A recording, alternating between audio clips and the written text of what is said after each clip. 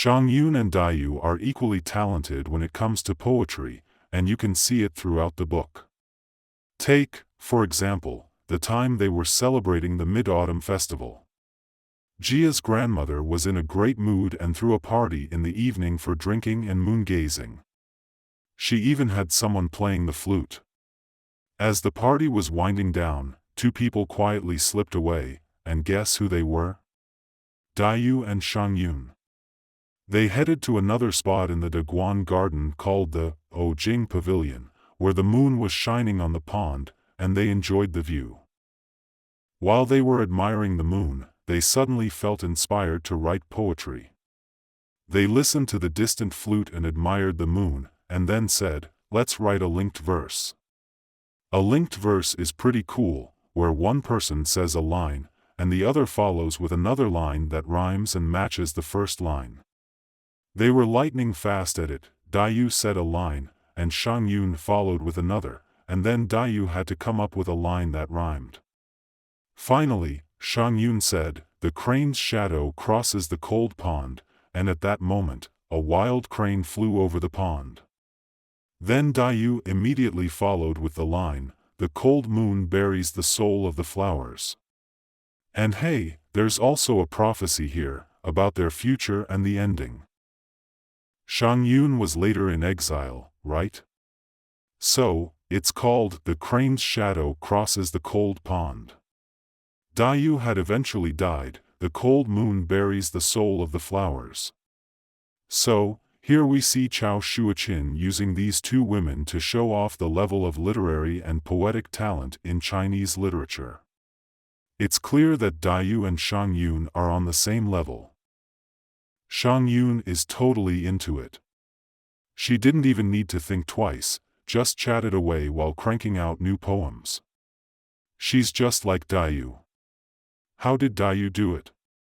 Whether she was chilling by the wudong tree, digging the autumn view, or joking around with the maids, she already had it in her heart. And there's Xiangyun, shooting the breeze with folks and casually jotting down two poems on paper. She's like, "I whipped up two poems with the right rhyme, but hey, it's just destiny at work." Then she passed them out to everyone. These descriptions are really detailed, huh? We all remember how Daiyu did things, just tossing them out for everyone to see, while Xiangyun handed them out. Everybody was like, "Our 4 poems are killer, no need for more," but you had to go and drop 2 more. There's not much to say, and it's pretty sure we'd be overshadowed and crash if we had much more. As I'm talking here, let's check out the first poem.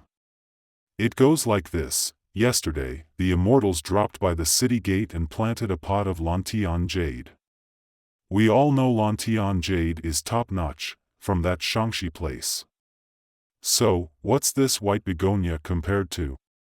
Lantian jade. Where did this flower come from? Brought over by the immortals. Clearly loved by the frost fairy, suggests that the flower is like the frost fairy, who is said to especially love the cold. In ancient Chinese myths, the frost fairy is all about frost and snow. It's not just a tale about a pretty lady, but also a departing soul, from The Story of the Separation of Soul, a historical classic in Chinese literature. So, this beautiful woman's in love with her cousin, Wang Zhu, right? Then her folks fixed her up with someone else, so Wang Zhou, her cousin, got all mad and split. Not long after, the beautiful woman left too. Actually, it's the girl's soul that left, and back home, what was the deal with the beautiful girl? She was always sick. Later, after Wang returned, the soul and the body got back together. That's the story. Now, the white begonia compares to the beautiful woman, her spirit also gone, the body's here. And that part about autumn sun brings forth snow, that line alone shines brighter than the others. She's saying, what's her feeling when she sees the white begonia? It's clearly autumn, no snow in sight, right? But hey, the hint of snow is in the air. It shows the poet goes through lots of feelings in seeing the white begonia. This line is genius. Rain stains adding overnight marks. It rained at night, leaving marks on the white begonia, yet the poet is happy to keep chanting, not letting loneliness take over day and night. Now let's compare this with the previous ones, shall we? Including Tanchun, including Baoyu, including Baochai, including Daiyu writing about the white begonia. And of course, Daiyu wrote about her own loneliness and sorrow, right? Baochai, not really expressing sorrow, but also said, silent and serene, the day fades again, right? The day fades again. And Xiangyun? She's saying the white begonia won't be lonely, the poet's gonna be around it all the time. Yet the poet is happy to keep chanting, not letting loneliness take over day and night. The poem reflects the poet. We see Xiangyun's carefree and optimistic nature. The white begonia won't be lonely, nor will it be sorrowful, with the poet reciting around it every day. This is the first poem. The second poem ain't as cheery as the first. It's like she's talking about herself, right? So, this Xiangyun used to be highborn, but her life went downhill. Her folks died young, and she had a rough time. Now she's talking about the white begonia, saying you can put it in a fancy flower pot or just plant it in a nook in the wall, either way works. It's like she's cool with whatever comes her way. The flowers love cleanliness and find it hard to find a mate, and people easily get down in the dumps in autumn. These lines might not have fancy language, but they hit home for everyone. If you're too pure, it's tough to make friends. Life is short and time flies. Spring flies by, and when fall comes, we get easily bummed out. There's always some sadness in autumn. When us modern folks write poems, we always want them to be all flowery, right? But if you read Tang poetry, you'll find lots of great lines that are simple and have stood the test of time. The words ain't fancy, but they capture the universal human experience. Like these lines, the flowers love cleanliness and find it hard to find a mate, and people easily get down in the dumps in autumn. That's real poetic skill, using simple language. In the third part, how does she see the white begonia at night? It's like a candle, a pure white candle, and it's described as tears dripping in the wind from a jade candle. It reminds us of Liu Laolao's poem, doesn't it? The silkworm spins silk to the end of life. When the candle turns to ashes, tears begin to dry. What's the metaphor for the wax dripping from this candle? It's tears. Curtains of beads separate the tracks on the moon. She's looking at the white begonia through the crystal curtains. The moonlight shines through, and then the marks on the moon are cut up. What's she talking about here? It subtly foreshadows her future fate. Xiangyun later married well, her husband was good, and they had similar interests, quite happy, right? Unfortunately, he died early, leaving her alone. She's like the white begonia she was looking at through the crystal curtains, right? My lonely feelings are shared with Chang air on the moon. The corridor outside is dim in the night. The moon has already disappeared, and I am so lonely, wanting to talk to Chang air, but I can't see the moon. That's called, unfortunately, the empty corridor is dim in the night. We've talked about how Dream of the Red Chamber has multiple layers of structure, right? There's a structure called omen and foreshadowing, where the poet unknowingly writes a poem that hides his future fate, and he doesn't know it, he just writes it, and later it all comes true. The crowd was amazed by every word and really liked it. They were like, wow, this is some top-quality begonia poetry. We should totally start a begonia society. And then Xiangyun pipes up and goes, hey, how about I host tomorrow and take the lead? And the crowd's like, even better. That's Xiangyun for you, bold and friendly. She pats her chest and says, I'll treat everyone tomorrow. I'll be the host and organize the get-together. She hadn't even figured out where the money would come from. That night, she crashed at Xiangyu's house. the same place where Baochai was crashing. She didn't care about anything else, just sat under the light, thinking about what theme to set and what topic to propose for the next day. Baochai listened to her for a long time and couldn't find anything suitable. Then she said, "If you're really going to start a society, you have to host it. Even though it's just for fun, as Xiran has said, you still need to think it through. You have to look out for yourself and not step on anyone's toes. That's a good point, right? You've already committed to it, so you have to follow through, or else you'll be letting people down, right? So, you've got to be the host, but how are you going to pull it off?" As we were just saying, Baochai can blend virtue in getting things done without upsetting anyone, and it totally lines up with virtue, doesn't it? That's just how Baochai rolls. She's totally right. You are not the decision maker at home, and the little money you have each month isn't even enough for your own stuff. Now you're getting into something, right? Hosting a gathering and writing poetry, what's that about? It's no big deal. I was just teasing. It's the same thing Xiran said, it's about being on the same page. Writing poetry is just for fun, but you take it so seriously. If your aunt finds out, she's going to be annoyed.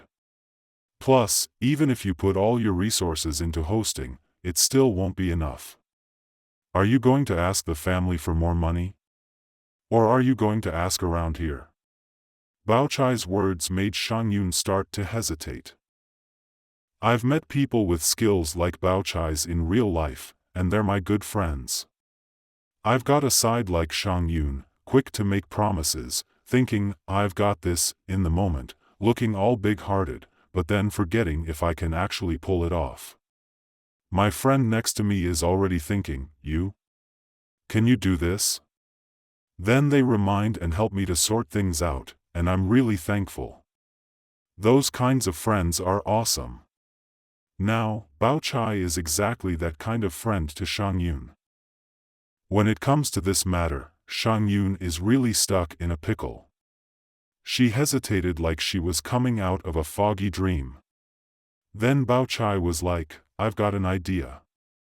There's this guy at the pawn shop whose family catches top-notch, plump crabs in the fields. He even brought some over the other day as a gift. Almost everyone here, from the old lady to the gardeners, are crazy about crabs. Our aunt even mentioned wanting to throw a crab feast in the garden, but hasn't done it yet. For now, let's not bring up the poetry club thing, just send out a simple invite. We'll have more room to maneuver once they're here. I'll ask my guy to bring in a bunch of super fat crabs. We can also grab some good wine from his store and set up a few fruit platters. It'll be easy and fun. So, what Baochai was saying is, you treat, and I'll foot the bill. I tell my brother to organize the crabs, and then at the shop, my brother has many businesses, so my guy can bring over a few casks of good wine as well as plenty of fresh fruit. When Xiangyun heard this, she was really impressed and praised Baochai's thoughtful idea. Baochai is always careful to be utterly frank. She's super detail-oriented, saying that she really has Xiangyun's best interests at heart and begging her not to get the wrong idea, thinking that she's looking down on her. It's important to clarify, right? She doesn't look down on her, right? She really cares about her, so letting Xiangyun treat while she covers the bill, the matter is strictly between them.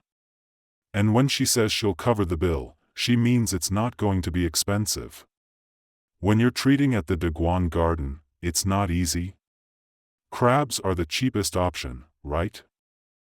So on the day, when they were treating guests, it was the day when Liu Laolao entered the Dajuan garden for the second time. When she heard that they were eating crabs, Liu Laolao started calculating. This year, crabs of this size are about 5 or 6 to a catty, right? Probably around 70 to 80 catties, she said, and then she started calculating like this: 1, 5, 2, 5, 3, 5, 4, 5. When she finished, adding in the fruit platters, "Omi tor for 24 taels of silver. Omi tor 4, that's enough for us country folk to live on for a year."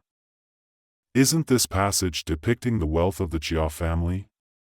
The least expensive crab feast costs over 20 taels of silver, the cheapest. Normally, if they were to treat guests as lavishly as old Lady Jia, it would be extraordinary. It wouldn't be settled for less than a few hundred taels of silver, right? This cheapest feast of over 20 taels has already made Liu Laolao exclaim, "Omi tor 4, that's enough for us country folk to live on for a year."